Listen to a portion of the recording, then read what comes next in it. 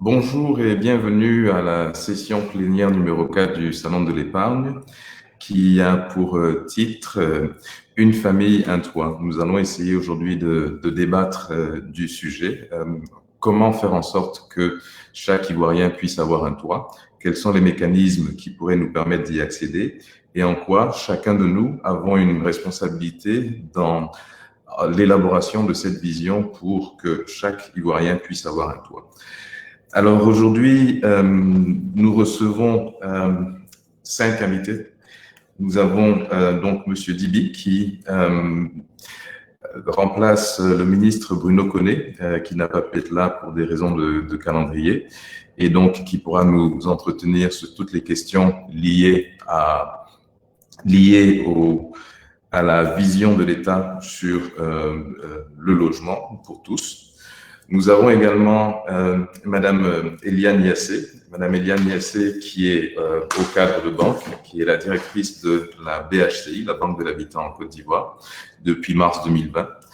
Elle travaille à la mise en œuvre efficiente du plan de relance de la BHCI en synergie avec l'ensemble des équipes de la banque. Elle est la directrice générale de la Banque de l'Habitat, qui justifie d'une solide expérience dans le secteur bancaire ivoirien, ayant occupé les fonctions de directrice de la clientèle, de directrice des risques, de directrice des ressources humaines à la Banque internationale pour le commerce et l'industrie en Côte d'Ivoire, la BCC, et à la BIAO également. Avant, elle a occupé les postes de direction. Elle a été analyste crédit, chargée d'affaires professionnelles et institutionnelles, inspecteur, chef de mission audit, chargé d'affaires entreprises. Madame Désirée Eliane Yassé est titulaire d'un certificat en management ressources humaines de Sciences Po Paris, diplômée d'études supérieures de l'Institut des techniques de banque de Paris et d'un DESS en gestion et développement de l'Université de Grenoble et d'une maîtrise en sciences économiques de l'Université de Poitiers. Donc voilà pour la présentation de Madame Yassé. Nous allons ensuite passer à la présentation de M. Stéphane Afro, qui est le directeur général du groupe Kaidan Real Estate. Donc, c'est un groupe qui fait essentiellement du développement immobilier. De formation, il est ingénieur génie civil, diplômé de l'École nationale supérieure des travaux publics. Et il est également diplômé en finance de l'École supérieure de commerce de Paris. Il est par ailleurs titulaire d'un master en système d'information de Télécom de Paris.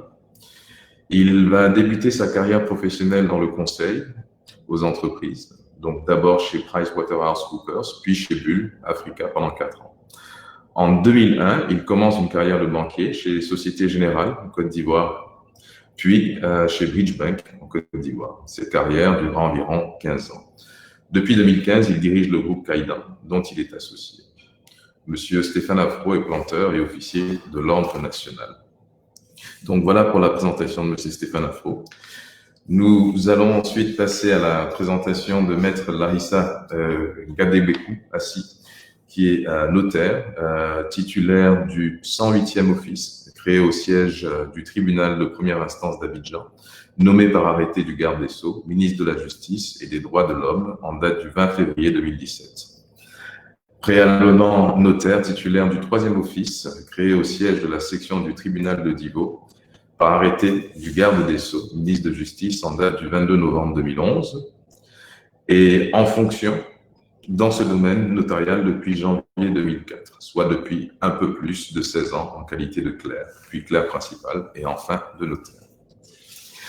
Nous allons terminer par la présentation de M. Williams Vela. M. Williams Vela, qui est le directeur général de Property Crow.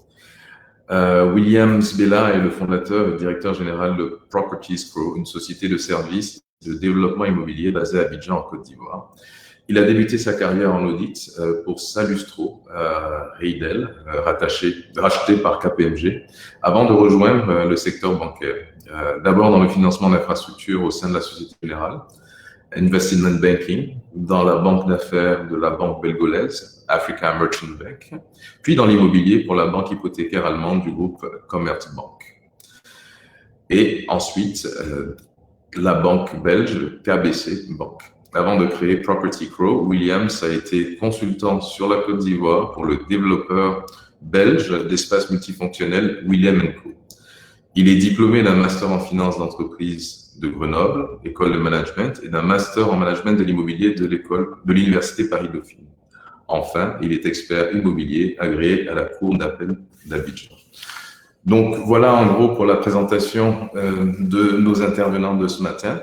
Je voudrais brièvement introduire le sujet. Donc une famille, un toit, qui est un sujet relativement large et qui est un sujet qui peut se décliner à l'infini en réalité. Donc j'ai un petit peu envie de dire que cette thématique est un petit peu un piège pour pouvoir arriver à donner des réponses à tous ces éléments-là. Donc, il était important pour moi de restructurer un petit peu la question en la séparant en deux parties. Une première partie qui, pour moi, va concerner en gros l'urbanisme, tout ce qui est élément de vision, tout ce qui est peut-être moins technique et peut-être plus dans le sens de la vision générale, dans le sens de l'idée, dans le sens de la conception. Et dans un deuxième moment, nous allons aborder des aspects nettement plus techniques. Par exemple, comment apporter du logement à toutes les couches de la population, comment faire en sorte que les actions de développeurs soient possibles dans ce sens, etc., etc. Donc, je vais peut-être poser ma première question à Monsieur Dibi, qui représente en fait le ministre de la Construction, Monsieur Bruno Koné. Cette question est ouverte un petit peu à tout le monde et je pense que chacun aura quelque part matière à débattre et matière à apporter véritablement des réponses aux questions. Et cette question est relativement générale. Cette question est la suivante. En quoi consiste la vision du développement urbain donc à partir de maintenant, donc post-2020, c'est-à-dire pour les années qui suivent, à la lumière des défis en fait suivants, qui sont des défis d'urbanisme, que sont par exemple la croissance démographique, la mobilité, l'interconnectivité, la durabilité. Et en cela, j'aimerais que Monsieur Dibi puisse nous parler un petit peu de comment est-ce que le ministère de la Construction, comment est-ce que l'État, comment est-ce que le gouvernement prévoit un petit peu d'aborder le sujet, de faire en sorte que le logement puisse être accessible à tout le monde.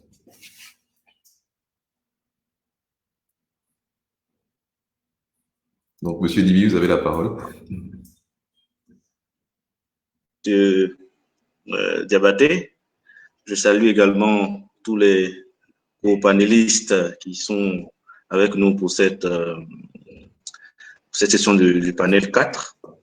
Je voudrais d'abord commencer par excuser Monsieur le ministre de la Construction, du Logement et de l'Urbanisme, Monsieur Bruno Nabagny-Koné, qui aurait bien voulu être avec vous et qui malheureusement a été pris par un impondérable ce matin même, alors qu'il s'apprêtait à participer à l'événement. Alors, cette première question, je pense, peut être balayée sous plusieurs angles. Je pense que vous avez déjà planté le décor avec quelques aspects clés qui sont importants. Donc, moi, je voudrais intervenir peut-être sur cette question-là en l'abordant sur 3 angles. D'abord, la question de la croissance démographique. Ensuite, les questions de mobilité, d'interconnexion des villes et de durabilité des villes. Et puis, en troisième point, regarder ce que pourraient être nos villes, puisqu'on a dit post-2020. Moi, je les dirais plutôt post-Covid-19, puisque cette année a été particulièrement marquée par la pandémie mondiale de la Covid-19. Donc, il serait bien également qu'on puisse avoir ce regard croisé là du développement urbain au regard de cette pandémie. Donc, sur le premier point, ce qui concerne la croissance démographique, il y a quand même quelques chiffres qui sont clés qu'il faudrait qu'on puisse avoir en tête. C'est qu'aujourd'hui, plus de la moitié de la population mondiale est urbaine. Donc, aujourd'hui, la plupart de la population mondiale se trouve en ville. Et la Côte d'Ivoire n'est pas en reste de cette transition urbaine mondiale. Aujourd'hui, le taux d'urbanisation en Côte d'Ivoire est autour de 52%. Il est projeté aux alentours de 55% en 2024, ce qui veut dire que la Côte d'Ivoire fait face à une urbanisation qui est fulgurante. Et cette urbanisation a été fulgurante ces 30 dernières années. Donc, devant une telle action de l'urbanisation, il y a des enjeux tout de suite qui sautent aux yeux. C'est d'abord un enjeu social, parce que l'urbanisation, si elle est mal maîtrisée, elle peut aboutir à une paupérisation de la population. Donc, il y a quand même un enjeu social qui est très important pour préserver l'équilibre, la mixité, la cohésion, le vivre ensemble, qui sont chers au gouvernement. Et il y a également un enjeu économique. L'enjeu économique, c'est de s'assurer que cette urbanisation forte que nous constatons avec la croissance démographique puisse être tournée en bénéfice économique pour nos populations, que cette urbanisation puisse être une source de richesse durable pour notre population. Donc, une fois que ça c'est dit, tout de suite, il y a des enjeux importants qui se dégagent en termes de comment gérer cette masse de population qui de plus en plus vient en ville. Et ces problématiques-là, c'est les problématiques de la mobilité, de la connectivité des villes, de la durabilité de nos villes. Et nous, en tant que ministère de la Construction, en tant que département en charge de l'urbanisme, ministère de la Construction, notre rôle pour nous assurer que ces impératifs-là sont pris en compte dans la planification de nos villes, c'est d'agir sur les outils de planification que nous développons. Et dans ce sens-là, le ministère, depuis 2014, met en place ce que nous appelons les schémas directeurs d'urbanisme, les plans directeurs d'urbanisme, qui, chacun, en ce qui concerne chacune de nos villes, permet de prendre en compte ces problématiques-là dans le développement de nos villes. Notre objectif à travers cette démarche-là, c'est de nous assurer que sur le long terme, nos villes deviennent vraiment des catalyseurs de croissance et des véritables moteurs du développement de nos régions. Peut-être pour terminer brièvement, je sais que la parole va être certainement très limitée, sur la vision de nos villes post-Covid-19. Parce qu'aujourd'hui, on est à peu près sûr, au regard des expertises des experts mondiaux en santé, que probablement la pandémie à Covid-19 risque de ne pas disparaître et risque de devenir donc un facteur avec lequel on devrait s'habituer à vivre en tant que société. Et donc, dans cette perspective-là, il y a quand même des aspects importants à intégrer dans notre manière de concevoir l'avenir, notre manière de concevoir nos villes du futur, avec notamment la prise en compte des mesures sanitaires dans la disposition de nos villes, la projection des villes smart technologiques, puisque de plus en plus aujourd'hui, la preuve, ce salon se tient en ligne, raison de plus pour penser que de plus en plus, il va falloir que, en pensant à nos villes de demain, il va falloir penser au niveau d'infrastructures qu'il faut pour assurer une certaine digitalisation de nos villes, et puis également la nécessité d'incorporer les moyens de mobilité qui sont sains, qui permettent de garantir qu'il n'y ait pas une certaine densification, qui sont, comme on l'a vu, des facteurs de propagation du virus. Donc, de façon générale, nos villes post-Covid-19 devront être des villes pensées de façon intelligente pour faire face à cette pandémie et surtout aux éventuelles difficultés qui risquent de se pérenniser au regard de cette pandémie.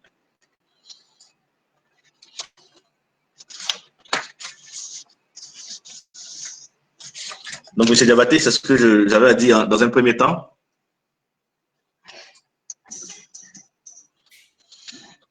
Oui. Alors, j'allais juste rebondir sur un certain nombre des propos que vous avez, enfin, des sujets dont vous avez parlé. Et pour moi, il y a, bon, effectivement, la ville post-Covid, c'est extrêmement important, mais il y a aussi des défis qui sont quelque part intégrants à nos sociétés, qui sont, par exemple, comment déterminer un nouveau contrat de vivre ensemble. Comment faire en sorte que des villes comme Abidjan, des villes comme Bouaké, où nous observons une très très forte croissance démographique, comment faire en sorte que on voit un développement de plus en plus concerté, de plus en plus cohérent dans ces environnements qui, pour l'instant, semblent chaotiques du fait de l'afflux de personnes en ville. Je pense avoir un peu répondu à la question lorsque j'ai parlé de planification urbaine. La meilleure manière pour nous aujourd'hui d'avoir une croissance démographique qui est maîtrisée et d'avoir une croissance urbaine surtout qui est maîtrisée, en tant que ministère en charge de la planification urbaine, c'est d'agir sur les outils de planification que nous mettons à disposition des villes.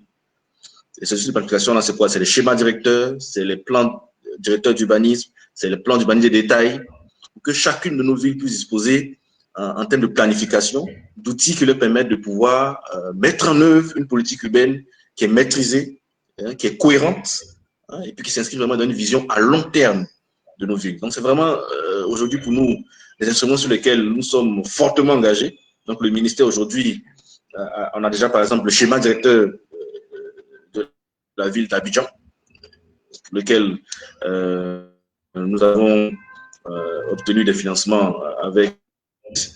Nous sommes en train de mettre à jour aujourd'hui le schéma directeur de la ville de Yamoussoukro. Donc, ils sont vraiment les deux grands pôles, Abidjan et Yamoussoukro. Et pour chacune de nos villes, nous sommes en train de travailler sur les plans d'urbanisme directeurs qui vont permettre de guider l'évolution de ces villes-là, de prévoir des espaces, par exemple, pour l'habitat, de prévoir des espaces pour les industries, de prévoir des espaces pour les zones artisanales, pour les zones commerciales.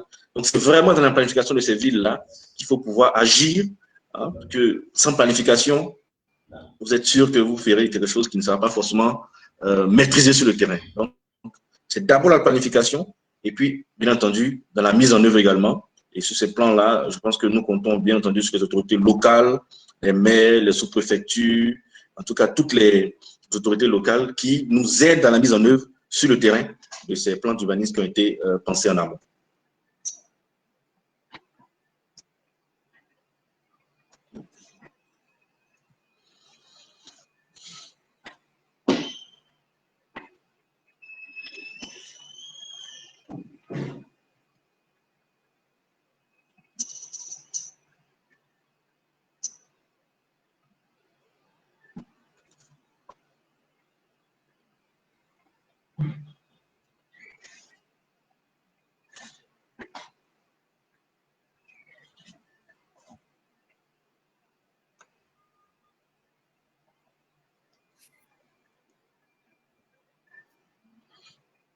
Monsieur Diabaté. Oui, je vous entends. Petit incident technique apparemment. Vous m'entendez?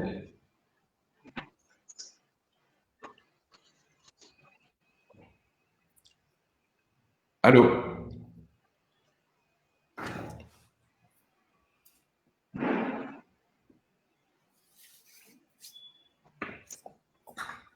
Allô?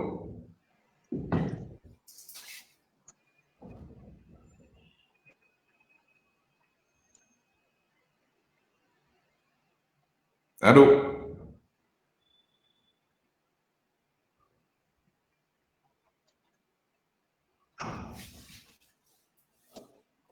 Allô? Oui, moi je vous entends très bien.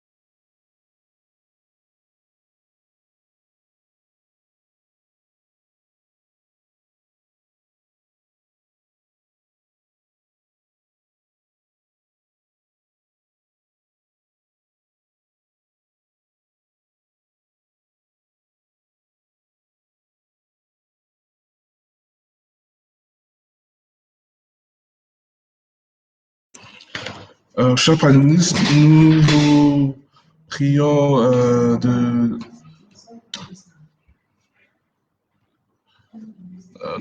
de bien vouloir attendre quelques moments pour M. Diabaté. Je pense qu'on a un souci technique. On va peut-être demander à à Maître Larissa Gadecou de dire quelque chose, voilà, donner son avis par rapport à tout ce qui a été déjà dit.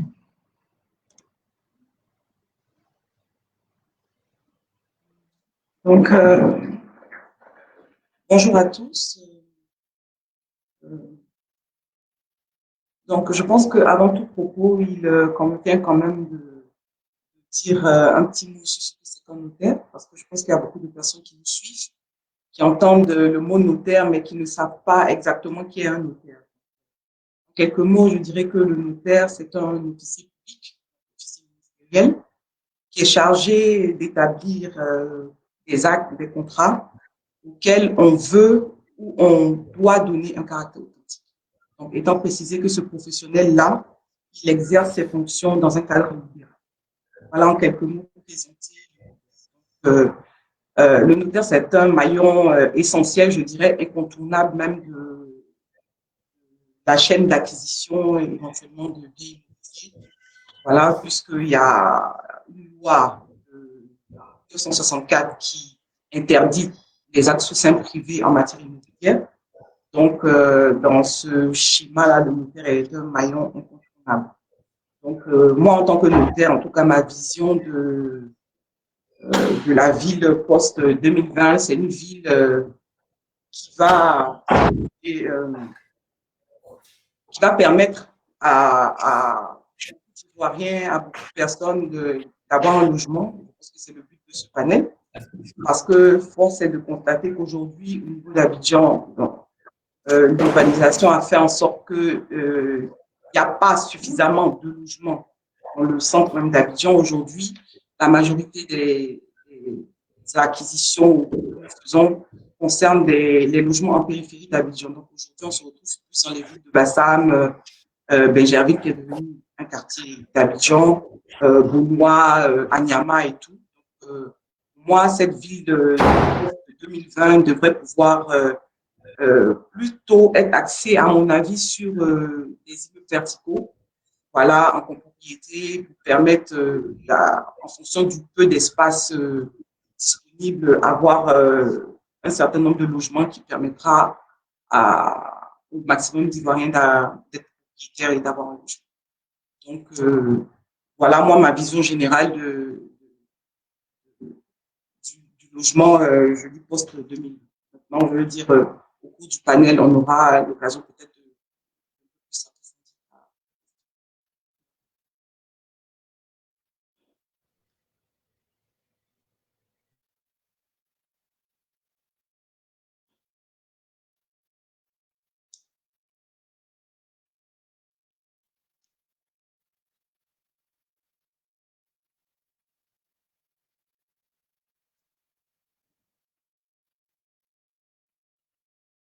Est-ce que M. Bella peut dire quelque chose aussi par rapport à tout ce qui a été déjà dit par nos autres panélistes? Voilà, M. Bella, vous êtes en ligne.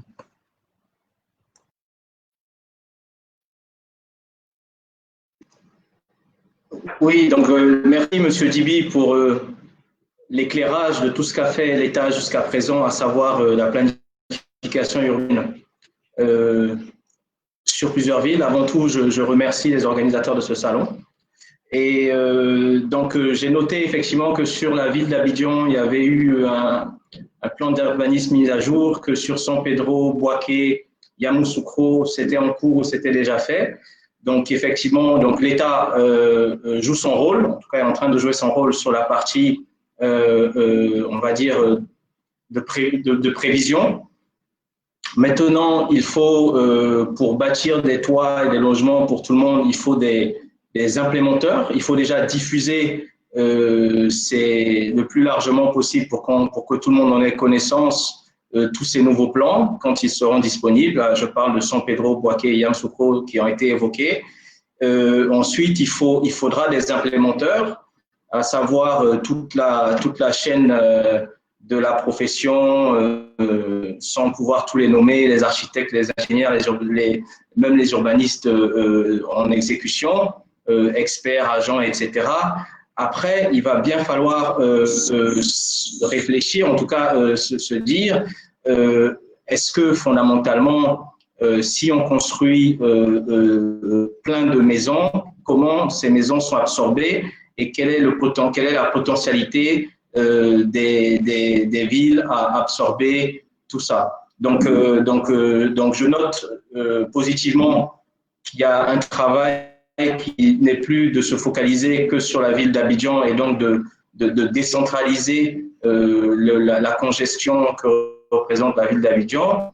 Maintenant, cela doit se faire avec des pôles économiques et je note aussi que c'est dans la stratégie et dans les politiques de l'État. Donc, comme je disais, on attend tous et avec beaucoup d'exigences que tout ça soit implémenté le mieux du monde et voilà.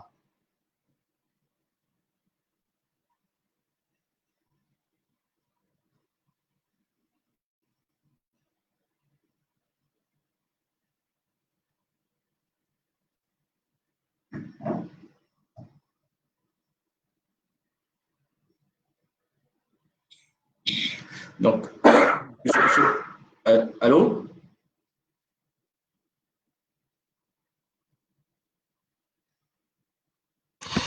Oui, merci beaucoup, M. Bella. On va peut-être prendre l'avis de M. Stéphane Afro. Voilà, par rapport à cette situation. Ok, je remercie M. Djibi Kokora de nous avoir expliqué un peu la vision de l'État. Moi, en qualité de développeur, j'envisage le développement urbain après 2020 autour de deux grosses problématiques qui ont été celles de la Côte d'Ivoire entre 1985 et 2015. La première chose, c'est qu'on a une croissance de la population urbaine. La deuxième contrainte, c'est qu'on a un appauvrissement des classes populaires. C'est contenu dans le document du recensement général des populations de 2015. Maintenant, il s'agit de savoir si après 2020, on va toujours avoir comme stratégie de se préoccuper plutôt des 4% de la population qui sont dans le secteur formel, ou si on va peut-être changer de paradigme en nous occupant aussi des 96 autres pourcents qui ne sont pas dans le secteur formel. Et quelles sont les stratégies qui vont être mises en place par l'État, par les autres acteurs, pour permettre au reste de la population de pouvoir bénéficier d'un toit. Et ces deux problématiques sont des problématiques qui sont importantes parce que ce sont les deux poids qui pèsent sur notre effort d'urbanisation. On a des villes qui ne correspondent plus tout à fait à des villes. L'agrégation de ceux qui sont dans le secteur informel autour de la ville rend des problématiques urbaines plus complexes à résoudre. Les problématiques de transport, les problématiques du travail et puis les problématiques de l'habitat. Donc, on espère qu'après 2020, la perspective sera une perspective beaucoup plus générale sur l'ensemble de la population.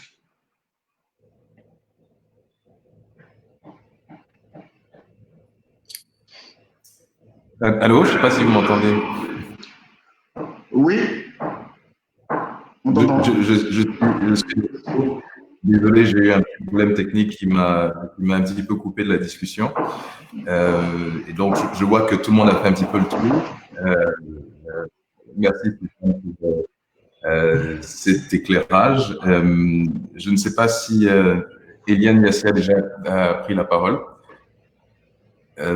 Si ce n'est pas le cas, je serais très intéressé de savoir comment est-ce qu'une banque comme la BHCI, la Banque de l'Habitat en Côte d'Ivoire, peut faciliter effectivement la transition vers le fait que chaque Ivoirien puisse avoir un toit, qu'il en soit propriétaire, qu'il soit propriétaire de son logement ou pas.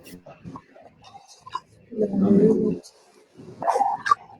eu un problème technique qui m'a un petit peu coupé la discussion. Donc, je vois que tout le monde a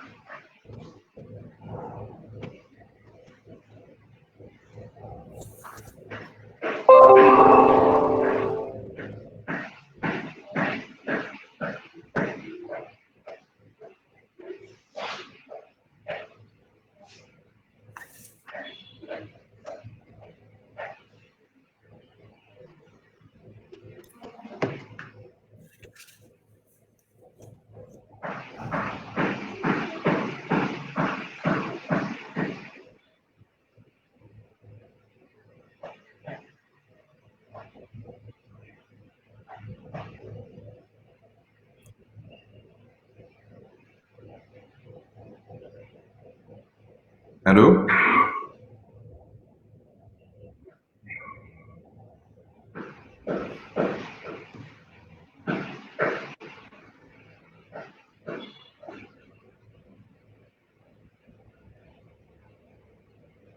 Allô?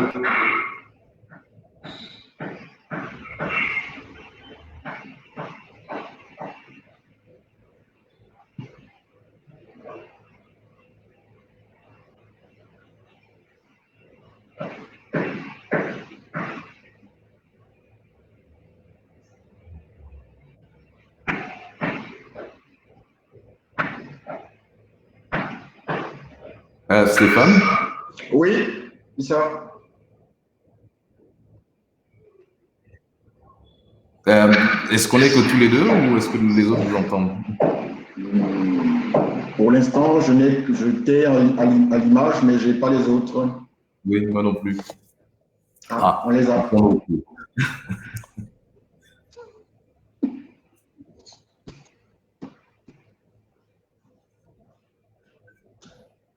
Alors, tout le monde m'entend?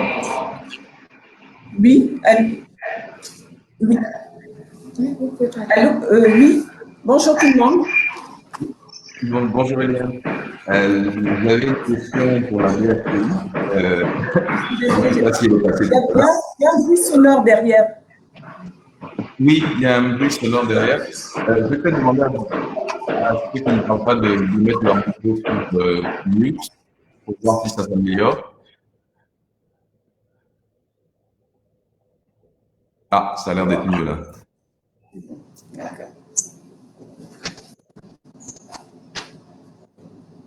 Alors, j'avais une question pour Eliane, je vais peut-être la reformuler. Donc, on a parlé un petit peu de développement urbain, de villes, de la façon dont les villes se structurent. Et je voulais savoir un petit peu, en tant que BHTI, quels sont les leviers en fait que vous avez, que vous pouvez utiliser justement pour faciliter cette transition vers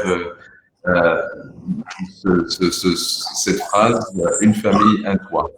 En termes d'accès au financement de projets, de structuration de certains projets qui pourraient justement jouer ce rôle. Est-ce qu'il y a effectivement un lien étroit entre l'État et la BHTI? Ce serait intéressant en fait, d'avoir quelques éclaircissements sur ces sujets-là. D'accord. Merci beaucoup. Merci à tous. Désolée pour tous les problèmes techniques que nous avons eus qui ne nous a pas permis de nous connecter à temps. Pour revenir à la question concernant l'apport des banques, si je comprends bien, dans le processus, déjà, dès qu'on parle d'immobilier, il faut penser aux deux piliers qui sont l'offre et la demande. Et au milieu, on a également toute la partie écosystème. Je m'explique. Au niveau de l'offre,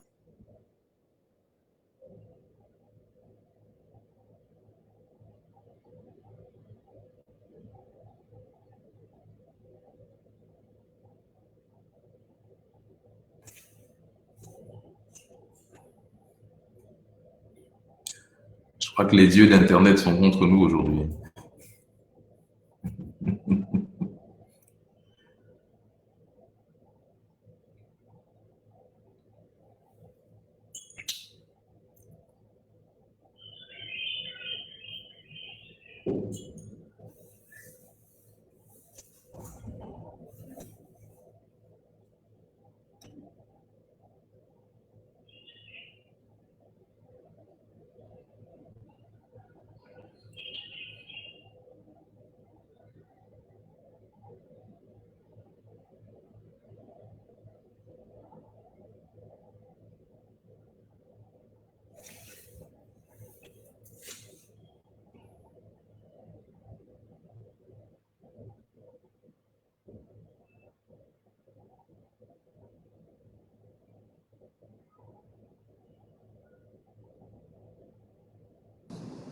Vous m'entendez?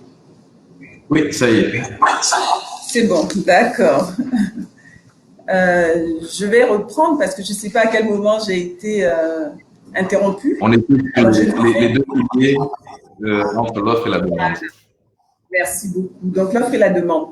Nous avons, au niveau de l'offre, je vais m'attarder un petit peu sur l'offre. On peut avoir l'immobilier commercial ou l'immobilier résidentiel. Sur la partie de l'immobilier résidentiel, c'est en général l'acquisition d'une résidence principale ou d'une résidence secondaire. L'immobilier commercial, c'est surtout les promotions immobilières, le financement des infrastructures style les hôtels, les restaurants, les immeubles pour les locations. Donc là, c'est l'immobilier commercial. Alors, en fonction du type d'immobilier, d'offres que nous devons faire, il y a des types de financement appropriés. Donc, je reviendrai sur ce type de financement. Alors, au niveau de la demande, c'est en général tout ce qui est financement acquéreur. Donc, acquéreur de biens ou d'un logement auprès d'une promotion immobilière ou d'un logement auprès d'un particulier ou l'acquisition d'un terrain ou la construction également de son propre bien. Et entre les deux, je dirais, nous avons, qui fait partie de l'offre, mais je les mettrai quand même entre les deux, c'est tout l'écosystème, c'est-à-dire les sous-traitants qui vont accompagner les promoteurs immobiliers,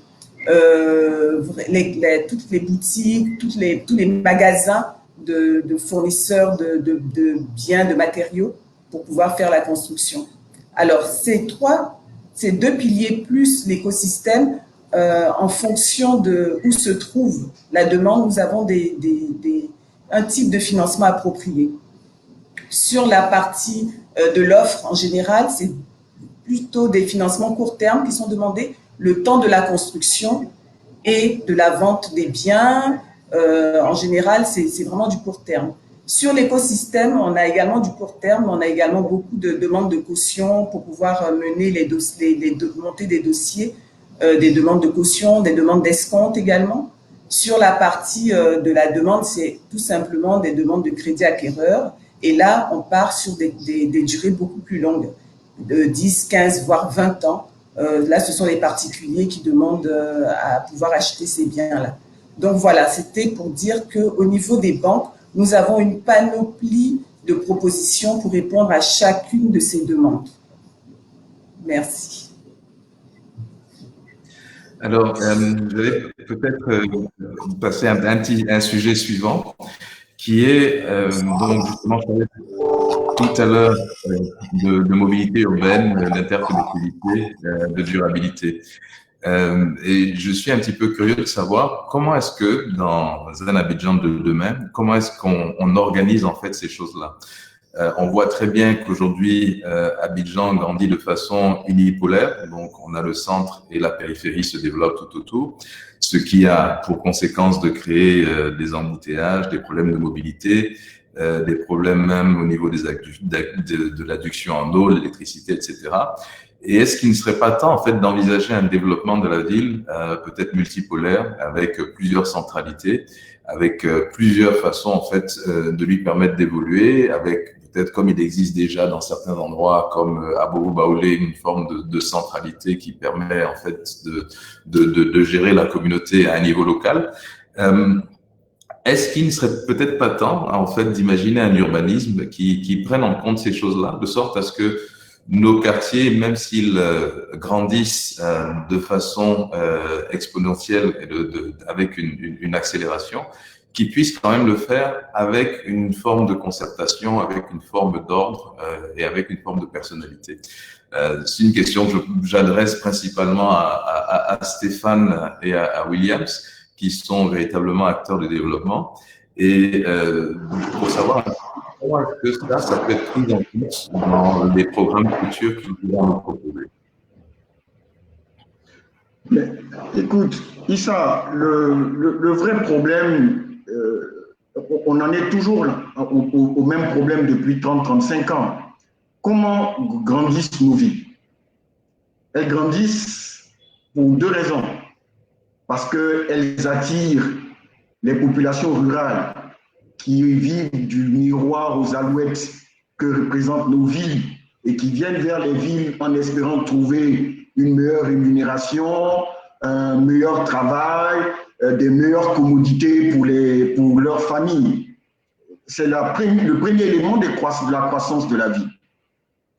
Mais si cette croissance est toujours de la même nature, si on ne trouve pas de travail pour ces nouveaux arrivants, si on ne sait pas amener des commodités pour ces nouveaux arrivants, on peut décentraliser les centres de décision, le problème restera toujours le même. On construira un peu plus de bidonvilles autour de Abou Baoulé, comme on construit un peu plus de bidonvilles autour d'Abidjan. Donc, le problème central, c'est quelles sont les capacités des citoyens quand ils rejoignent la ville pour participer au réseau de la ville. Mais l'action principale, c'est le revenu. L'action principale, c'est le revenu.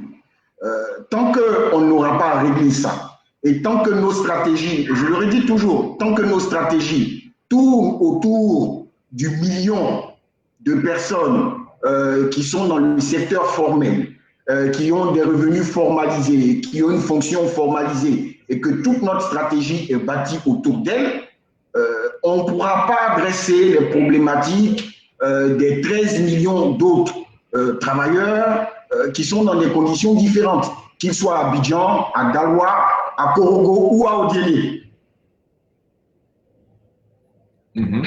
OK? Donc, le problème de fond, c'est comment on accroît les revenus des gens qui viennent vers la ville. Ensuite, comment on les fait participer au financement des infrastructures de la ville. Mais aussi longtemps que le financement du réseau autour de la ville pèse sur l'impôt collectif, on va rester avec les mêmes problèmes. Et ce n'est pas des problèmes typiquement ivoiriens, Issa. Les villes d'Amérique latine, type Rio de Janeiro et autres, ont connu les mêmes problématiques. Là, je suis assez d'accord, Stéphane, mais je pense qu'on a effectivement besoin de s'inspirer d'autres exemples qui ont vécu ces problèmes avant nous. Je remarque que c'est des problématiques qui sont très présentes dans les villes africaines. Et quelque part, j'ai envie de poser la question à Williams. Comment est-ce que finalement on arrive à financer, produire du logement pour justement les 13 millions qui sont en dehors du secteur formel? Je sais qu'il y a des exemples qui se font actuellement dans d'autres pays de la sous-région, par exemple au Bénin aujourd'hui, qui peut se targuer d'avoir une offre pour le béninois lambda, mais qui est une offre qui est structurée d'une façon un petit peu particulière, une forme de location-vente sans nécessairement avoir besoin de justifier un revenu, mais aussi un côté extrêmement contraignant si vous n'arrivez pas à soutenir vos loyers. Donc il y a quelque part des leviers comme cela qui fonctionnent dans d'autres environnements. Est-ce que j'aimerais savoir, William, et comment est-ce que ces exemples-là ou des exemples d'autres pays peuvent justement nous servir pour pouvoir quelque part créer notre propre modèle local? Merci Issa. Stéphane a tout à fait raison, on va revenir toujours à une problématique de revenus. La problématique est complexe dans la mesure où, comme tu disais déjà quand tu posais la question, il nous faut des villes beaucoup plus inclusives qui prennent en compte des problématiques de mobilité, qui prennent en compte des problématiques dans des problématiques endogènes, qui fonctionnent de façon endogène. Il nous faut des villes qui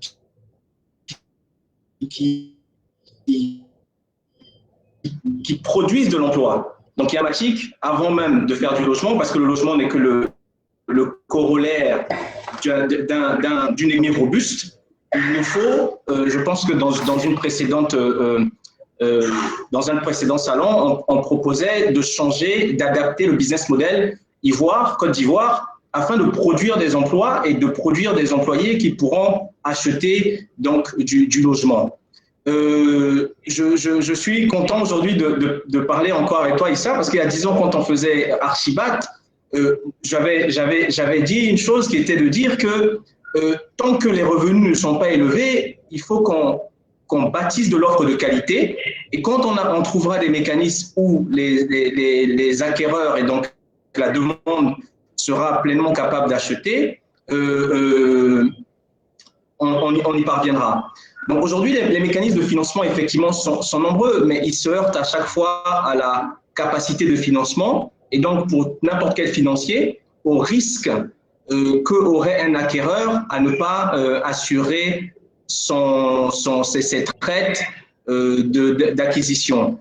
Donc, il existe des mécanismes de financement de la production pour un peu que les acteurs du financement comprennent la dynamique en place. Et donc, dans la dynamique en place, moi, j'ai toujours prôné, et tu le sais, Stéphane aussi le sait, je demande beaucoup d'informations. Il faut qu'on ait de l'information partagée sur ce que fait l'État. Il faut qu'on ait de l'information sur les données des niveaux de loyer. Il faut qu'on ait des niveaux d'information actualisés sur les niveaux de revenus. Il faut qu'on ait des niveaux d'information actualisés sur les créations d'entreprises qui se créent, etc., etc. Il faut que le financier qui produit la ville soit en capacité d'expliquer la profondeur et le dynamisme de la ville. Alors, une fois qu'on comprendra le dynamisme, on pourra comprendre la granularité et les faiblesses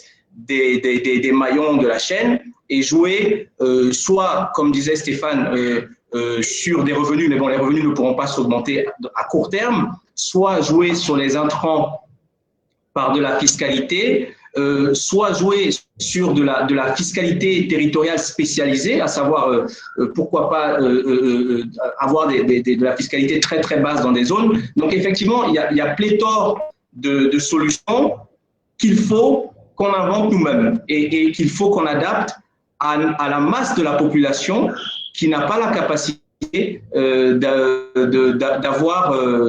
d'aller prendre un financement bancaire et d'emprunter sur 20 ans. Je ne sais pas si vous êtes au fait de cette étude qui est sortie du Center for Affordable Housing, qui indique que malheureusement, sur une étude qui a été faite en Côte d'Ivoire auprès de 900 000 ménages, que seuls 4% d'entre eux avaient sollicité un financement bancaire pour acheter. Donc le vrai problème qu'on a, et je partage le point de vue de Stéphane, c'est un problème de capacité de cette demande. Donc il faut se concentrer sur l'offre et simultanément, de façon synchronisée, sur la demande. Est-ce que vous ne pensez pas également que c'est un problème de millions, par exemple, pour prendre l'exemple d'Abidjan, tout simplement, on sait tous qu'Abidjan a été construit, en fait, qu'Abidjan et la Côte d'Ivoire, quelque part, s'est bâti sur l'urbanisme, s'est bâti en créant de grands quartiers comme Koumassi, 220 logements, Cocody, avec chacun leur spécificité, avec chacun le type de population qu'il abritait. Tout simplement parce que dans la grande vision, on comprenait en fait que la Côte d'Ivoire allait être composée de différentes couches sociales qui devaient avoir accès à un certain type de logement et qui devaient quelque part se conformer à l'habitat et la pratique de ce type de logement. Aujourd'hui, c'est vrai que 40 ans plus tard, les choses ont bien changé, mais ça c'est une question peut-être pour Monsieur Dibi.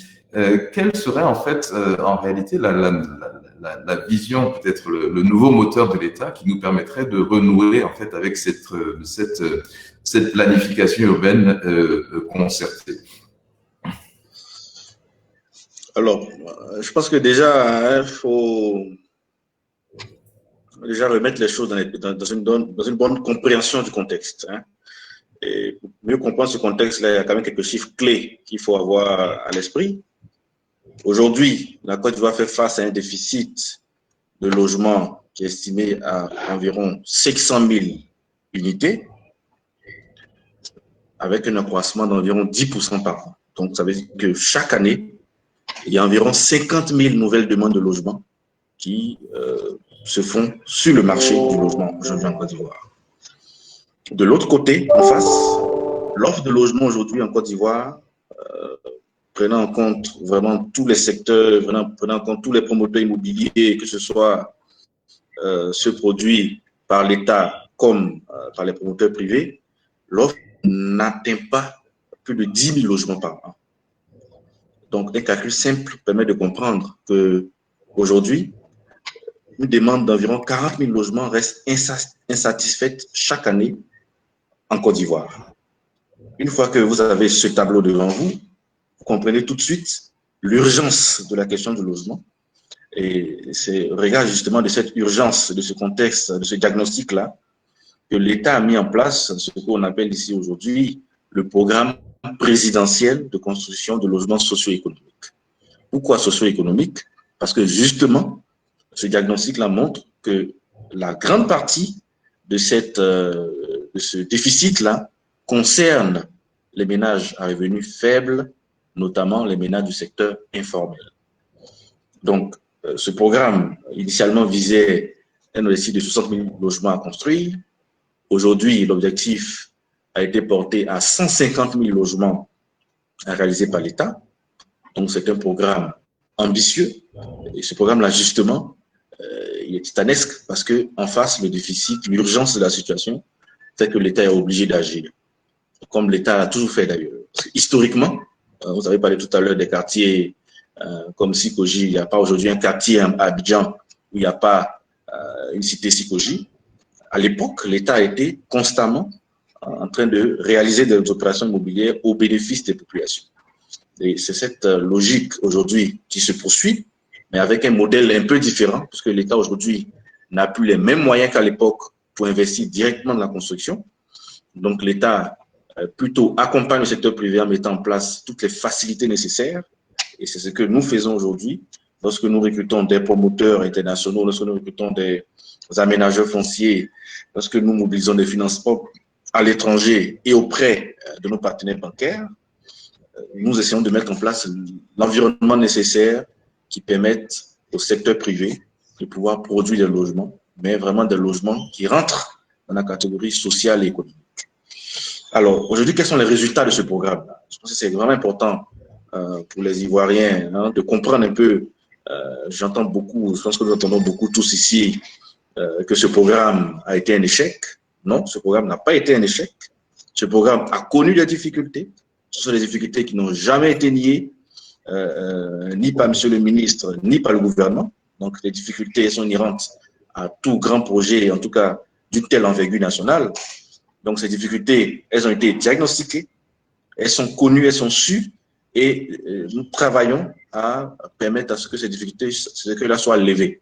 Aujourd'hui, on peut vous dire que ces écueils-là ont été presque tous levés, ce qui nous permet d'être rassurés sur la suite de ce programme-là pour les années à venir. Aujourd'hui, il y a environ 15 000 logements qui ont été produits dans le cadre de ce programme, ce qui n'est pas rien, même si ces résultats sont bien entendu en deçà de ce qui était escompté.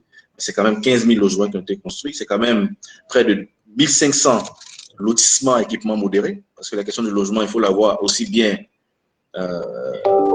en construction directe comme en autoconstruction. Donc, c'est quand même 15 000 plateformes, 1500 plateformes, pardon, qui ont été mises à disposition des Ivoiriens pour satisfaire l'autoconstruction. Il y a près de 2000 hectares de superficie qui ont été mobilisés. Il y a des promoteurs immobiliers qui ont été enregistrés. Il y a près de 72 milliards que l'État a investi dans les raccordements de ces cités-là au VRD primaire, eau, électricité, assainissement, voirie. Et il y a près de 350 milliards d'exonérations fiscales qui ont été accordées par l'État aux entreprises du secteur privé qui exercent aujourd'hui dans le domaine de la promotion immobilière. Donc, tous ces efforts qui ont été faits par l'État là dénotent vraiment de l'engagement irréversible de l'État pour accompagner le secteur privé à produire des logements et à faire en sorte que le logement puisse être vraiment un facteur de cohésion sociale. C'est vraiment ça l'idée aujourd'hui du gouvernement. À côté de ça, il ne faut pas oublier que l'État a quand même fait beaucoup de réformes. J'ai entendu tout à l'heure la question de la location-vente en prenant l'exemple du Bénin. Il faut comprendre aussi qu'effectivement, la question du logement ne doit pas toujours être vue sous l'angle de l'accession à la propriété. Donc, aujourd'hui, l'État, on travaille fortement sur les questions de location-vente. Un projet a d'ailleurs été lancé, d'abord, dans un premier temps, pour les fonctionnaires, puisque à ce niveau, on est beaucoup plus à l'aise, puisque les salaires sont maîtrisés par l'État. Donc, le modèle financier est beaucoup plus facile à mettre en place. Donc, nous avons déjà lancé ce programme-là pour les enseignants de Côte d'Ivoire, avec un programme d'environ 60 000 logements destinés aux enseignants de Côte d'Ivoire. Et nous allons l'élargir au fur et à mesure à l'ensemble des fonctionnaires, ensuite à l'ensemble des salariés du secteur privé et enfin aux habitants du secteur informel. On comprend bien la problématique du secteur informel, puisque le secteur informel représente pour 80% la population. L'idée aujourd'hui pour nous, c'est de permettre à ce que les promoteurs privés qui viennent investir à destination du secteur informel puissent avoir des moyens de garantir les financements qu'ils vont mobiliser. Parce que la question du secteur informel, c'est la question de l'irrégularité des revenus de ces acteurs clés de notre économie. Donc, la seule option qui peut permettre aujourd'hui d'assurer un toit pour les ménages du secteur informel, c'est de s'assurer qu'il y ait à côté un fonds de garantie bien alimenté par l'État qui permet de rassurer les partenaires financiers étrangers, les partenaires financiers, les banques, de permettre de rassurer également tous les promoteurs qu'un fonds existe, que les impayés de loyer pourraient être pris en charge par ce fonds et que ces ménages-là peuvent être couverts par ce fonds de garantie. C'est à cette seule condition que ces ménages-là pourraient, le schéma-là dans lequel nous sommes engagés, sur le bail à usage d'habitation, qui aujourd'hui limite le nombre de mois d'avance de loyer de caution. On savait qu'avant, à Abidjan, on pouvait atteindre près de 8, 10, parfois 1 an d'avance de loyer de caution avant d'accéder à un logement. Aujourd'hui, la question est réglée. C'est 2 mois maximum d'avance de loyer, 2 mois maximum de caution. Et aujourd'hui, les sanctions sont beaucoup plus dissuasives pour les bailleurs qui essaient de jouer avec cette mesure. Donc, c'est également un aspect important de la réglementation que l'État a mis en place, justement pour s'assurer que les ménages les plus de la couche sociale les plus défavorisés puissent accéder à un logement, que ce soit en accession à la propriété ou en location. Alors, Maître, j'ai une question pour vous, qui est une question d'ordre qui concerne un petit peu tout le monde. C'est en réalité, on se rend compte que pas mal de citoyens ne savent pas exactement comment faire pour sécuriser leurs droits sur une acquisition, par exemple. On entend souvent parler de terrains qui ont été vendus à 2 ou 3 reprises. On entend souvent parler d'insécurité par rapport à la propriété. Est-ce que vous avez quelques recommandations à faire aux citoyens de sorte à ce qu'ils puissent s'assurer que quand ils s'engagent dans une transaction, elle puisse être sécurisée?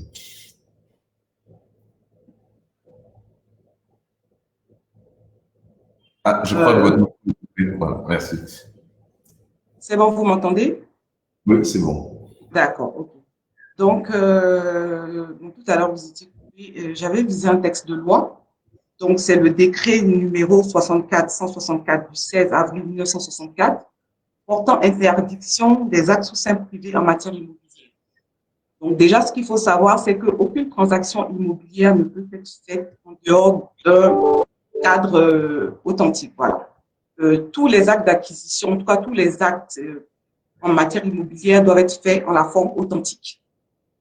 Donc, toute personne qui souhaite faire une acquisition doit obligatoirement passer par un notaire. Et le notaire, oui, c'est ce professionnel-là qui est justement chargé de garantir, de sécuriser les transactions. Donc, en amont, le notaire, il va faire des vérifications. Donc, déjà, s'assurer que celui qui vend est bien le vendeur, parce que quelquefois, on se retrouve avec des personnes qui ont des titres de propriété qui sont bons, mais avec des pièces d'identité, par exemple, qui ne sont pas bonnes. Donc, il faut s'assurer que celui qui vend est bien, celui qui a le titre de propriété, justement, est bien celui qui est en train de vendre. En amont, il faut s'assurer que le bien n'a pas déjà été vendu. Donc, à ce niveau-là, on a la conservation de la propriété foncière et des hypothèques, qui a, si vous voulez, un livre foncier dans lequel on peut avoir toutes les informations relatives à un bien immobilier donné. Donc, par ce biais-là, nous, notaires, on a la possibilité d'aller vérifier. Est-ce que c'est bien M. X qui est propriétaire? Est-ce que M. X n'a pas déjà consenti des hypothèques? Est-ce que M. X n'a pas consenti, par exemple, une servitude à un tiers sur ce terrain-là? Donc, quand on s'assure maintenant qu'à ce niveau, il n'y a pas de problème sur le propriétaire, il n'y a pas de problème sur la propriété, il y a aussi un texte de loi qui a institué le certificat de localisation.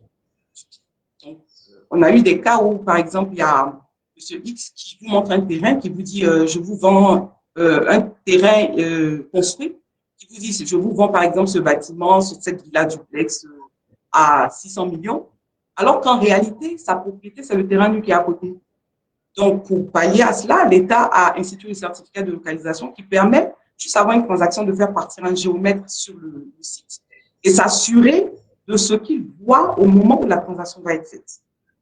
Et en aval, une fois que l'acte est signé, on s'assure aussi justement aussi qu'il n'y a pas d'impôts fonciers éventuellement qui sont dus sur le bien. Et en aval, on procède aussi également à l'obtention du titre de propriété au profit de celui qui achète. Parce que l'objectif, quand on achète, ce n'est pas d'avoir un acte de vente seulement, c'est de se retrouver après-demain avec un titre de propriété qui constate effectivement qu'on a la propriété dans le terrain. Donc, voilà, en fait, le citoyen doit comprendre que ce n'est pas une option qu'il a, il a obligation de passer par un notaire, parce que tout acte sous seing privé qu'il aura fait constatant une transaction immobilière n'aura pas de valeur. Donc, il est obligé de passer par un notaire qui va établir un acte authentique en bonne et due forme. C'est cet acte authentique-là qui va lui permettre de faire une mutation de propriété auprès du livre, au niveau du livre foncier d'Abidjan et par la suite d'obtenir un titre qui va garantir son droit de propriété. Voilà, je ne sais pas si j'ai répondu à toute la question. Oui, ça semblait assez clair et technique. Du coup, j'ai une question pour Eliane, qui est comment est-ce que, quand on est effectivement hors des radars, on fait partie des 13 millions qui ne sont pas identifiés comme personnes ayant des revenus fixes, est-il possible néanmoins de pouvoir solliciter des fonds pour construire un logement? Est-ce qu'il y a des mécanismes pour s'assurer effectivement que cet argent est bien utilisé justement aux fins prévues? Et aussi, éventuellement, comment pourrait-on capter en fait cette population captive qui, même si elle n'a pas de revenus, on va dire clairement identifiés, nous savons tous effectivement qu'il y a quand même une forte partie de la population qui arrive effectivement à générer des revenus sans nécessairement qu'ils soient traçables. Est-ce que c'est une population qui est prise en compte au niveau de la BHCI?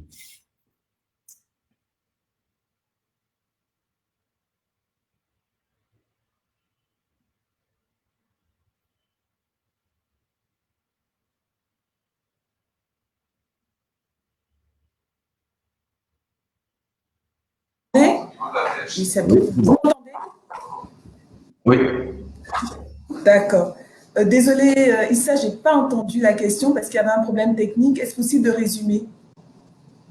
Oui, bien sûr. Donc, je disais qu'on sait tous en réalité qu'il y a une très faible portion de la population qui est bancarisée et qu'il existe un gros secteur informel avec tout de même une capacité d'achat et de consommation. Est-ce que ces populations-là sont prises en compte ou est-ce qu'il y a une possibilité pour d'être prises en compte par les offres de financement de la BHP? D'accord. Alors, au niveau des banques, en général, le financement acquéreur, l'analyse qui est faite au moment de mettre en place un financement acquéreur est d'abord le risque de contrepartie sur la partie acquéreur. Et ce risque-là est mitigé justement par le niveau de revenu, par la régularité du revenu. Donc, effectivement, on pense tout de suite à une population salariée, fonctionnaires ou dans le secteur privé. Donc, c'est effectivement naturellement vers ces populations-là que nous partons. Par contre, nous pouvons également analyser certains dossiers, mais là, ça se fera évidemment au cas par cas, certains dossiers de personnes souvent de profession libérale ou du secteur informel. Nous allons analyser la capacité d'épargne qu'a eu cette personne. Donc, on verra depuis combien de temps nous sommes clients avec cette personne, depuis combien de temps la banque a l'ancienneté de la relation, la capacité d'épargner, la possibilité d'avoir également des loyers. Peut-être que la personne a déjà des loyers ou d'autres types de revenus que nous allons pouvoir analyser également. Les revenus de l'agriculture que nous pouvons regarder. C'est vrai que dans un cadre d'une population plus informelle, le dossier vraiment s'analyse au cas par cas par rapport, comme je disais, à comment mitiger le risque de contrepartie qui est réel.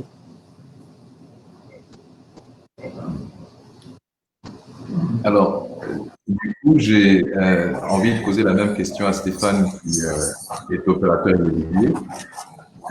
Comment est-ce que se passe une acquisition, par exemple, chez Clément? Est-ce qu'il est possible éventuellement d'avoir des offres qui permettent ce type de flexibilité, justement, pour des populations qui sont hors des radars?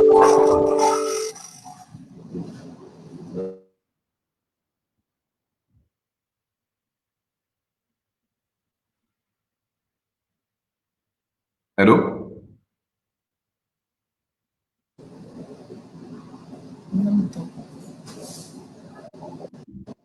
Allô? Oui, Stéphane, je ne sais pas si tu as entendu ma question, non?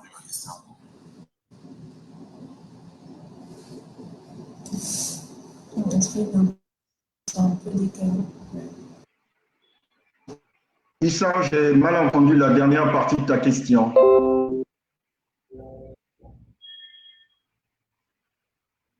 Allô? Oui, j'ai mal entendu la dernière partie de ta question. Ah. Je disais en fait, étant en tant qu'opérateur immobilier, en tant que développeur, est-ce que vous avez des produits ou est-ce que vous pensez à développer des produits qui justement pourraient toucher des populations qui ne sont pas bancarisées ou qui sont hors des radars avec des revenus réguliers?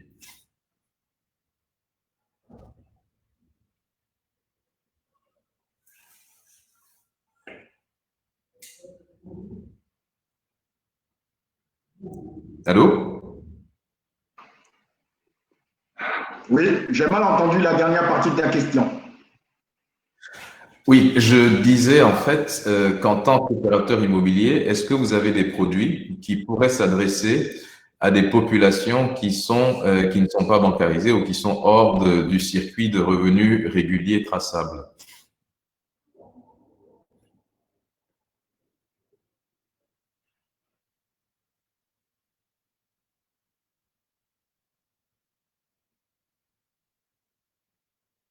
Ah, je ne t'entends pas. Ce type de... Oui? Tu m'entends? Oui, là je t'entends, oui.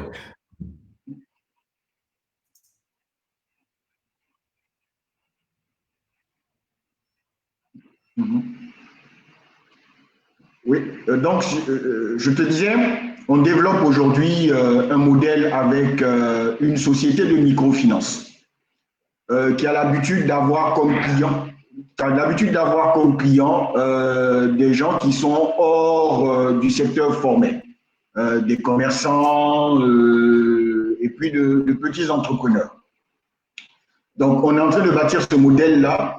Il nous faut encore 1 an et demi pour avoir un modèle qui soit véritablement soutenable. Après, on va voir si on peut construire quelque chose avec ce modèle-là. Mais pour l'instant, les séries historiques qu'on a ne sont pas suffisantes pour bâtir quelque chose de concret.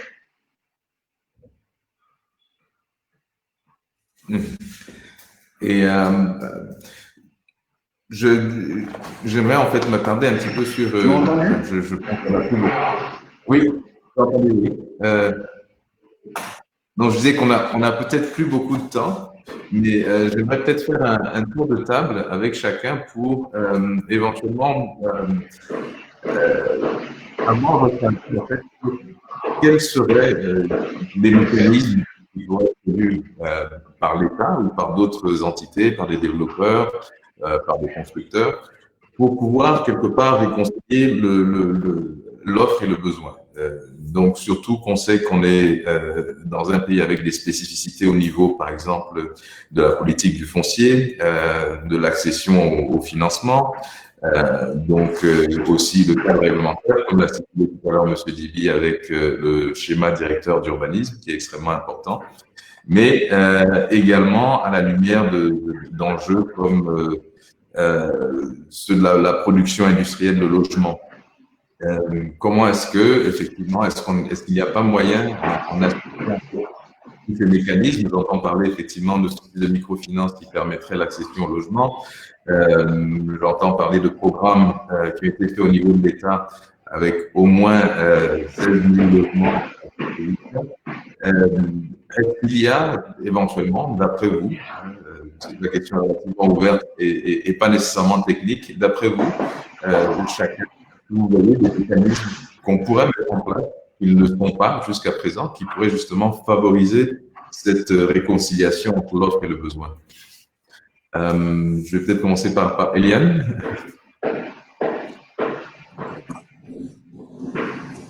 Oui, vous m'entendez? Oui. D'accord, merci. Alors, au niveau de l'offre, déjà, le décor a été bien planté en parlant du plan d'urbanisme qui est indispensable pour parler de l'immobilier. Tout à l'heure, il y a un panéliste également qui parlait de s'orienter peut-être vers plus de verticalité en termes de construction plutôt que des villas. Le cadre de proximité également en termes de cadre de vie pour les faire de quartiers vraiment des cités de vie. Il y a un point également dont il faut parler, c'est toute la partie importante des syndics pour pouvoir gérer justement les communautés et faire en sorte que les bâtiments soient entretenus, que les règles soient respectées au sein de ces cités. Au niveau de la production industrielle de logements, nous, en tant que banque, finançons, comme je disais tout à l'heure, les promoteurs. Il faudrait aujourd'hui qu'on puisse avoir des promoteurs avec des capacités de production de logements plus importants, parce que quand on entend parler de 150 000 logements, un besoin de 500 000 logements, je crois que le représentant de l'État parlait de ce chiffre, on se rend compte que l'offre que nous avons aura du mal à suivre tant que nous n'aurons pas de champions en termes de promoteurs immobiliers, de constructeurs. Et je sais que pour l'instant, il y a également des recours à l'extérieur, mais je pense que localement, on peut en créer des champions de l'immobilier qui puissent nous faire des opérations de très grande envergure, de très grande envergure, aussi bien quantitativement que qualitativement. Donc, sur la partie de l'offre, nous, en tant que banque, nous allons continuer de jouer notre rôle sur toute la partie du financement Il y a parmi les chats que nous recevons, il y a une personne qui a demandé d'être peut-être un peu plus précise sur le type de financement. Alors, sur la partie de l'offre, les financements, c'est vraiment des dossiers que nous étudions. Donc, des dossiers que nous étudions au cas par cas. Et nous les étudions en regardant différents risques, notamment le risque administratif. Maître nous a rappelé l'importance de toute la partie documentation. Donc, on va regarder les papiers, le terrain. Nous allons étudier également le risque en termes on a parlé du risque administratif, le risque de performance. Donc, il faut que les promoteurs puissent montrer leur technicité, leur expertise dans le domaine de la construction. Le risque également de toute la partie de diversion du cash. Donc, nous assurer que les fonds que nous mettons à la disposition des promoteurs partent bien pour le financement de la construction. Donc, voilà, il y a toute une série de risques qui serait un peu long de citer ici, mais toute une série de risques que nous analysons au niveau du financement des promoteurs qui, eux, peuvent répondre à l'offre de biens immobiliers. Merci beaucoup, Eliane.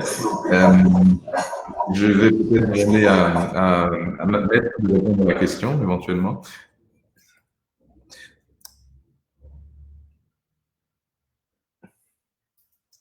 Larissa, vous m'entendez?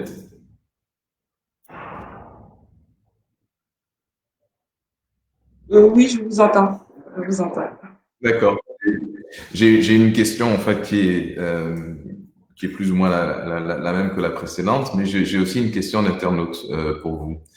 Maître Larissa, l'accès au notaire reste un peu du domaine des privilèges à mon avis. Quel mécanisme est mis en place par les notaires afin d'avoir recours à eux plus aisément? Bon, déjà, il faut dire qu'il y a quand même, on a à peu près 200, un peu plus de 200 notaires répartis sur toute l'étendue du territoire. Donc, je pense qu'il y a quand même pas mal de notaires et même au niveau d'Abidjan, les notaires sont répartis aussi pratiquement dans toutes les communes. Bon, malheureusement, nous n'avons pas le droit de faire de publicité, donc c'est aux clients de venir vers le notaire. Je pense que la Chambre des notaires va peut-être faire plus de communication pour communiquer le plus à la population le rôle du notaire et puis donner un peu plus d'indications. Bon, sinon, je pense que le notaire est quand même accessible. Et, à mon avis, ce qui effraie un peu la population, c'est que le commun des mortels a l'impression que le notaire est cher. Donc, si on va chez le notaire, on va beaucoup dépenser. Donc, on préfère faire les choses, je dis, entre deux personnes sans forcément passer par un professionnel. À ce niveau-là, moi, je rassure la population en disant que le notaire, avant tout, c'est un collecteur d'impôts. Donc, le notaire vous donne une facture. Ne pensez pas, si je dis un peu n'importe quoi, hein, si le notaire vous donne une facture de 2 millions, ne pensez pas que les 2 millions vont chez le notaire. Et puis, je dis, le notaire, il est avant tout à l'écoute, c'est un conseil. Donc, vous pouvez approcher même le notaire pour poser des questions, pour chercher à comprendre. Voilà, il y a pas de problème. Normalement, quand vous approchez le notaire pour poser des questions, pour demander des choses, c'est pas forcément facturé. Donc, bon, moi, à mon avis, le notaire n'est pas forcément inaccessible. C'est peut-être parce que la corporation ne communique pas peut-être suffisamment sur les prérogatives. Sinon, concernant le sujet du jour, moi, à mon avis, moi, j'ai deux propositions. Je pense qu'il faut qu'on puisse peut-être revenir au schéma de la copropriété verticale. Donc, parce que je me rends compte que de plus en plus, les promoteurs immobiliers axent un peu leur politique sur les logements en rez-de-chaussée ou des villas, voilà. Mais pas suffisamment sur la copropriété verticale, de sorte qu'il n'y a pas suffisamment de terrain. Et donc, avec un petit terrain, on peut en vertical avoir plusieurs logements. Ça permet de multiplier le nombre de logements disponibles pour que chacun puisse quand même avoir accès à un logement. Et puis ensuite, je reviens aussi sur le modèle de la location-vente. Je veux dire que par le passé, nos parents n'ont pas forcément des gros moyens. Mais par le biais de ce mécanisme-là, je pense que quand même les parents d'une certaine époque ont quand même pu avoir un logement à eux. Donc, il faut mettre l'accent sur ces deux points-là, donc la copropriété verticale développer plus de bâtiments en hauteur, parce qu'on voit que c'est plutôt l'œuvre de particuliers. Je suis en hauteur pour des locations, pas forcément de professionnels qui construisent en hauteur pour que chacun puisse faire une acquisition. Quand on dit un toit, une famille, un toit, ça peut être en location ou en acquisition. Donc, mais bon, je pense qu'on est plus axé sur les acquisitions parce que personne ne souhaite être locataire à vie. On souhaite être locataire et puis, au bout d'un certain moment, quand même, être propriétaire, léguer quelque chose à ses enfants, tout ça va partir. Donc, pour moi, par le biais de ces deux mécanismes, on pourra quand même résorber une partie des problèmes liés au logement en quotidien. Et puis, un autre point aussi, aller aussi à l'intérieur du pays, parce que moi, j'ai été notaire à Divo. À Divo, il y a beaucoup d'espace, mais il n'y a personne pour construire. Donc, du coup, il y a plein d'espaces libres et pas suffisamment de logements. Il y a une crise de logement. Moi, j'étais là-bas. Pour obtenir un logement, c'était compliqué, alors qu'il y a beaucoup d'espace à construire. Donc, les promoteurs aussi se déploient un peu à l'intérieur du pays. Ça peut être une source aussi de travail et puis éventuellement de logement. Merci beaucoup pour votre réponse. Je vois que les notaires sont logés à la même enseigne que les architectes. De l'extérieur, on fait peur. Personne ne veut venir nous voir. Pourtant, nous restons les meilleurs conseils, je pense. Et je vais rebondir, en fait, pour donner la parole ensuite à M. Dibi, sur votre proposition de copropriété verticale.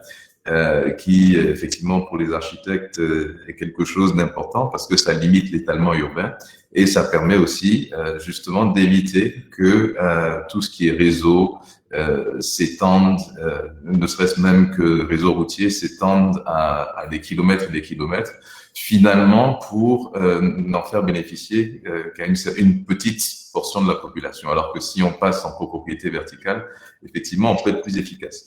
Et donc, justement, je voulais poser la question à M. Dibi pour savoir, est-ce qu'il y a des mécanismes prévus par l'État, justement, pour pouvoir orienter la politique du foncier dans ce sens, en termes de densification, par exemple. Je sais que le ministère a pris récemment à déclasser un certain nombre de zones de sorte à ce qu'elles soient plus denses. Est-ce qu'il y a, par exemple, au vu du schéma directeur, des zones qui vont favoriser des développements futurs? Est-ce que ces développements futurs vont être accompagnés d'autres équipements? Comme par exemple, on voit bien que quand on ne produit que du logement, on ne fait qu'augmenter en fait les problèmes de mobilité parce que tous ces habitants doivent se déplacer vers un centre de travail et donc ça nous crée un certain nombre de problèmes de mobilité. Et justement, je trouvais très intéressant la remarque de Larissa sur Divo, qui est une ville qui est peut-être peu densifiée actuellement et où il y a effectivement des réservoirs. Je sais qu'il y en a dans l'ensemble de la Côte d'Ivoire, des réservoirs pour pouvoir bâtir effectivement des programmes immobiliers et pouvoir attirer un certain nombre de populations qui aujourd'hui sont sur Abidjan vers d'autres localités. Donc, ça pose aussi des questions comme l'éventuel déplacement de la capitale vers l'Anthropo, qui pourrait également réduire ou juguler un certain nombre de problèmes urbains que nous avons, et même quelque part pouvoir créer une nouvelle dynamique avec de nouveaux espaces de logement développés en lien avec l'espace de travail. Donc, j'aimerais un petit peu avoir votre sentiment sur cette question et à quel niveau de cette réflexion se trouve le ministère de la Construction aujourd'hui? Merci, Issa. Donc, je pense qu'aujourd'hui, je veux vraiment saluer l'intervention de Larissa tout à l'heure qui a abordé quand même des sujets qui sont très importants pour nous. Aujourd'hui, la question pour nous de la densification est une question majeure, une question importante, puisque je pense que la plupart des panélistes l'ont souligné ici, l'espace urbain se raréfie. À contrario, la demande est très forte. Donc, l'équation ne peut être résolue que si, à un moment donné, on privilégie plutôt la verticalité qu'à l'étalement urbain que nous constatons aujourd'hui dans la périphérie d'Abidjan. La question de la densification, il faut le dire, elle n'est pas réglée forcément par le schéma directeur. Les schémas directeurs tracent les grandes lignes de développement d'une ville, d'une zone ou d'une région. C'est plutôt dans les plans d'urbanisme directeurs et dans les plans d'urbanisme de détail qu'ensuite on précise l'orientation qu'on souhaite donner à un espace. Donc, ce que nous faisons en ce moment, plus des plans d'urbanisme de détail qui sont en train d'être réalisés pour la plupart de nos villes, c'est que nous, en tant que ministère en charge du logement, responsable de la validation technique et de l'agrément de toutes les opérations immobilières qui sont appelées à se réaliser sur l'ensemble du territoire, nous avons un regard particulier sur les propositions d'aménagement, de développement qui sont proposées par nos promoteurs immobiliers.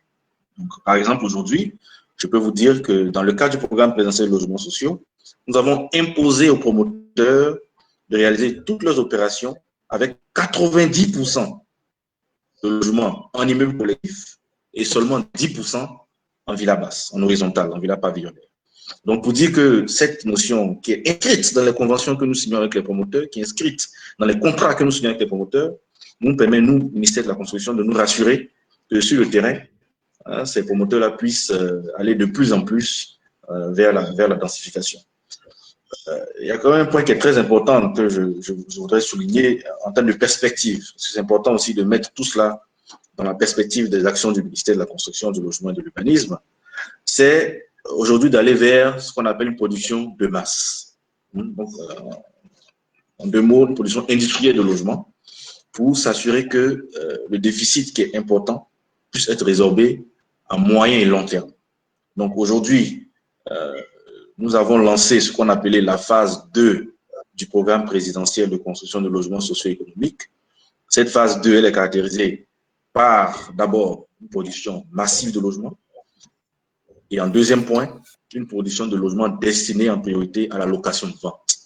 Donc, ce sont les deux caractéristiques principales de cette deuxième phase-là, la production de masse et la production en location de vente. Donc ces deux aspects-là nous permettent de dire que nous sommes en train d'aller vers des schémas que je pense nous avons tous connus ici, dans le passé, où l'État avant mettait à disposition des Ivoiriens de logements, même quand ils avaient des revenus qui étaient très faibles, mais avec des loyers qui étaient bien maîtrisés, qui étaient abordables, qui étaient accessibles à tous, parce que tous nos parents ont pu être propriétaires grâce à ce mécanisme. Donc aujourd'hui, cette phase a été lancée. Je peux vous dire que nous avons déjà signé des conventions avec 14 opérateurs, pour un total d'environ 280 000 logements. Donc, ce sont des conventions qui ont été signées avec des opérateurs, pour la plupart des opérateurs internationaux, des opérateurs nationaux, mais plutôt en relation avec des constructeurs étrangers, des constructeurs chinois, indonésiens, turcs. Donc, la plupart de ces pays-là, dont on connaît des capacités excellentes en matière de construction rapide, à grande échelle, de qualité et en hauteur. Donc, c'est vraiment des caractéristiques que nous mettons à l'honneur quand nous regardons, quand nous sélectionnons ces promoteurs-là. Et donc, ces conventions nous permettent de nous rassurer que ces logements vont être produits. Et l'autre aspect qui est vraiment très important lorsqu'on regarde tout ça, quand on parle de 200 000 logements, 150 000 logements construits, la question tout de suite, c'est et le foncier.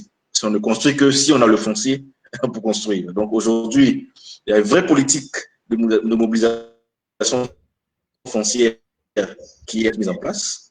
Nous avons déjà mobilisé pour ces opérateurs dont je parlais tout à l'heure près de 3 000 hectares déjà de terrain qui ont été mobilisés, avec 9 000 hectares en cours de mobilisation. Donc au total, près de 12 000 hectares que nous, en tant qu'État, nous sommes en train de mobiliser en partenariat avec ces opérateurs privés pour permettre à ce que ces logements-là puissent être construits dans de bonnes conditions et puissent être connectés au réseau existant, de sorte à ce que, comme vous le disiez tout à l'heure, les questions de mobilité, les questions d'assainissement, les questions cadre de vie soient prises en compte dès la planification de ces programmes-là, pour que les citoyens qui y vivront puissent vivre dans des conditions décentes. Le dernier aspect qui est important lorsqu'on regarde toutes ces questions, c'est la question du financement, parce que vous comprenez bien que ces chiffres importants de logements qu'on annonce impliquent, bien entendu, une mobilisation importante de financement. À ce niveau-là, je salue bien entendu l'action de nos partenaires bancaires qui nous accompagnent constamment dans cette politique de mobilisation de financement. Ce sont nos partenaires bancaires qui, la plupart, accompagnent nos promoteurs immobiliers, accompagnent nos aménageurs fonciers, accompagnent également nos acquéreurs à travers les crédits acquéreurs. Donc, sur ce plan, je pense que le travail des banques est remarquable et nous les encourageons à continuer. On a remarqué par exemple qu'aujourd'hui, les taux de crédit acquéreurs sont en train de baisser, les maturités sont en train de devenir beaucoup plus longues. Donc, ce sont des indicateurs qui nous montrent que le secteur bancaire est en train vraiment de donner un bon signal en matière de crédit hypothécaire et de crédit dans le domaine de l'immobilier. L'autre aspect, c'est la mobilisation du point de vue de l'État. Et sur ce point-là, nous sommes en train d'aller un peu plus vers ce qu'on appelle la parafiscalité. La parafiscalité pour mobiliser des financements à travers une fiscalité étudiée sur les matériaux de construction, donc qui vont permettre de pouvoir renflouer les fonds pour financer ces programmes immobiliers-là. Donc pour nous, ces aspects sont très importants et ce sont ces aspects sur lesquels nous travaillons pour permettre à ce que ces programmes-là puissent se réaliser. D'accord, je suis désolé, il nous reste que 2 minutes. Est-ce que Stéphane Williams voulait intervenir sur la question juste avant qu'on conclue le panel? Alors, merci, ça en 3 points succincts. Pour accélérer la production, on n'a pas parlé de réglementation qui permettrait aux offreurs de financer. Donc, je parle de fonds d'investissement, je parle de crowdfunding, je parle de financement alternatif. Moi, je prends plus de recherches, donc plus de données sur les permis de construire, plus de données sur la granularité de ce qui est offert par la BCAO, plus de données dans tous les sens pour que les financiers comprennent les vrais risques du marché. Et enfin, l'avènement, parce que les enjeux sont énormes, de plus de technologies. Donc, aujourd'hui, nos voisins nigérians, kenyans, ghanéens ont beaucoup recours à des PropTech, que ce soit sur la construction, sur de la vente, sur du financement PropTech, FinTech. Donc, il faut aussi que de nouvelles choses comme celle-là arrivent sur notre territoire. Merci. Merci, Williams.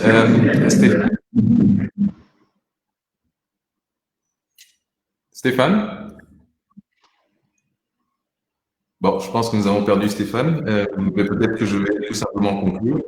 Je pense qu'il y a eu effectivement des interventions très intéressantes, ne serait-ce que sur l'éclaircissement de l'accès au financement, comment éventuellement financer un projet, sur des questions effectivement de sécurisation de la propriété, avec comment aller voir un notaire, comment faire en sorte que son bien reste sécurisé. Il y a eu pas mal d'interventions sur la densification et la location-vente. Je retiens ça comme point très, très important.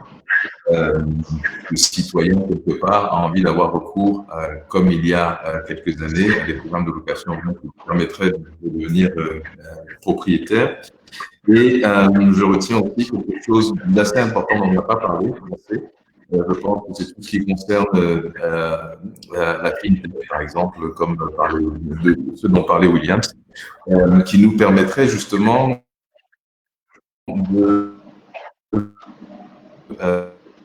faire un bon qualitatif, non seulement dans la production de logements, nos environnements, et essayer peut-être d'imaginer une façon de fonctionner où tout ça finirait par devenir quelque part transparent pour l'acquéreur final, qu'il ne soit pas obligé à la fois de se promener du notaire au développeur, aux financiers, et peut-être en fait qu'il nous revient à nous tous, acteurs ici, en fait, d'imaginer un mécanisme qui pourrait permettre justement en fin de process, d'avoir un produit qui soit facilement accessible à la plupart de nos concitoyens. J'aimerais vraiment vous remercier pour vos interventions qualitatives qui ont permis effectivement d'élargir la compréhension du sujet. Et évidemment, un sujet comme celui-ci, on ne peut pas en débattre en 1 heure, 1 heure et demie. Pour certains, c'est des sujets de toute une vie. Donc, je vous encourage tous véritablement à continuer à réfléchir dans cette direction et de sorte à ce que nous, tous, de façon collective, nous puissions produire un logement pour chaque citoyen. Merci beaucoup pour ce panel et puis j'espère vous retrouver très bientôt. Merci.